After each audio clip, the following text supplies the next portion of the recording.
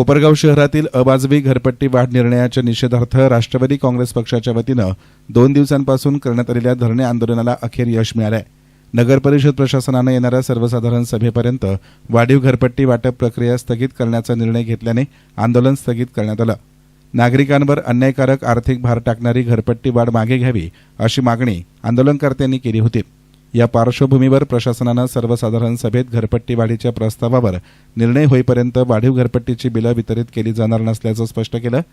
याप्रसंगी उपमुख्याधिकारी मनोज कुमार पापडीवाल, कर विभागाचे धुमाळ, राष्ट्रवादीचे पदाधिकारी, आजी माजी नगरसेवक तसेच कार्यकर्ते उपस्थित होते।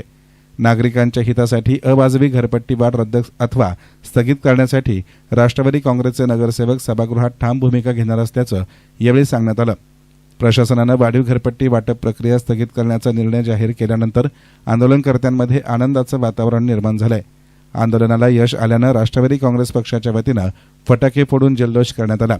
दरम्यान उपमुख्याधिकारी पापडीवाल, सुनील गंगुले, मंदार पहाडे आणि करदाता यांनी याविषयी अधिक सांगितलं। राष्ट्रवादी काँग्रेस यांनी जे धरणं आंदोलन केलं या संदर्भात आम्ही त्यांचं जे निवेदन आहे त्यांचं म्हणणं पूर्ण ऐकून घेतलंय। त्यानुसार घरपट्टी वाढीचा विषय हा जनरल बोर्डमध्ये घेतलेला आहे।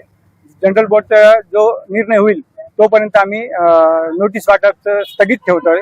25 तारखेला जो निर्णय होईल त्याच्यानंतर ते वाटप सुरू होईल। जो निर्णय होईल त्याच्यानुसार कारवाई करण्यात येईल। राफेलच्या संदर्भात देखील माहिती मागितली ती जी आहे आम्ही प्रत्यक्ष जो एचओडी आहेत आमचे विभाग प्रमुख त्यांच्याकडनं अहवाल घेऊन त्यांना त्याची माहिती लवकरात लवकर उपलब्ध करून देऊ।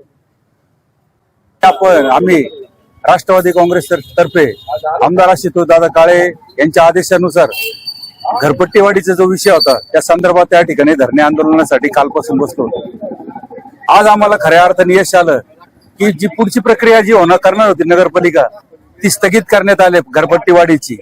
आणि दुसरा एक विषय होता की ढाप्यांचा जो विषय होता 750 ढापे कोपरगाव शहरामध्ये लागले त्याविषयी जे काही संबंधित जे काही नगरपालिकेकडे अहवाल आहे तो आम्ही मागितला आहे, तो ते आणून देत आहे।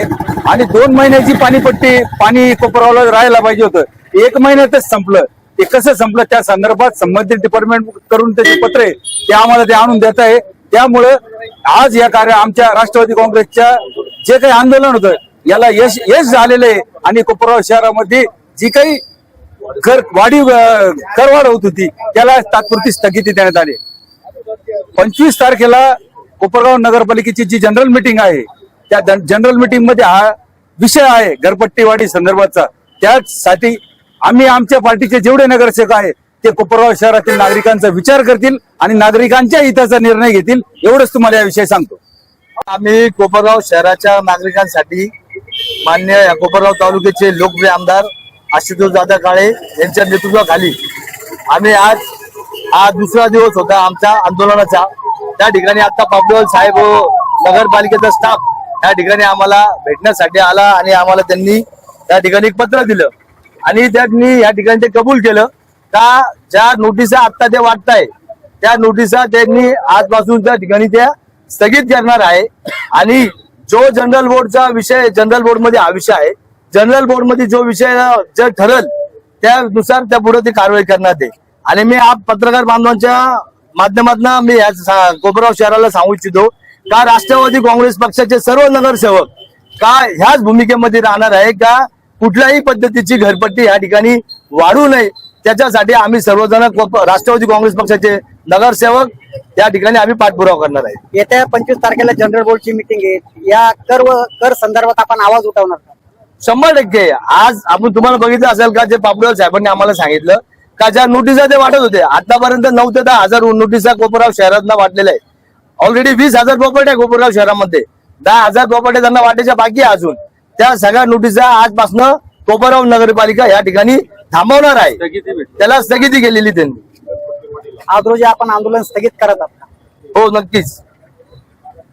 राष्ट्रवादी काँग्रेस पार्टीचा विजय असो, माननीय आमदार दादा काळे साहेबांचा विजय असो।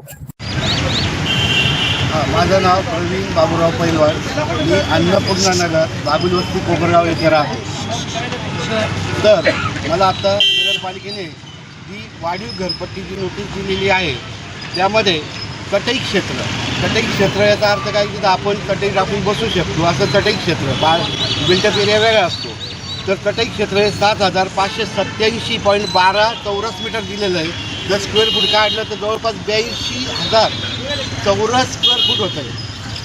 आणि त्याकरता मला जी संकलित कर दिलेलं आहे ते 2,56,098 रुपये इतकी दिलेली. मी एक रिटायर माणूस आहे, मला फक्त 4,000 रुपये महिना पेन्शन मिळतं. पूर्ण वर्षाचं जर पेन्शन एकत्र केलं तर 48,000 रुपये मला मिळतात. तर मी एवढं कसं काय भरणार आहे. त्यानंतर जुनी घरपट्टी जी माझी दिलेली ती 4,126 आहे. म्हणजे याच्या जवळपास 50 ते 60 पट जास्त घरपट्टी मला दिलेली आहे. आणि माझं 82,000 माझा प्लॉट आहे 3,300 स्क्वेअर फूट. त्याच्यामध्ये 82,000 स्क्वेअर फूट बांधकाम होऊ शकतं का ते एक नगरपालिकेने आम्हाला सांगावं. या निर्णयामुळे कोपरगाव शहरातील नागरिकांना मोठा दिलासा मिळाला असून घरपट्टी वाढीच्या प्रश्नावर आता सर्वसाधारण सभेतील निर्णयाकडे सर्वांचं लक्ष लागलं आहे. यसन मीडियासाठी प्रतिनिधी युसुफ रंगरेज, कोपरगाव.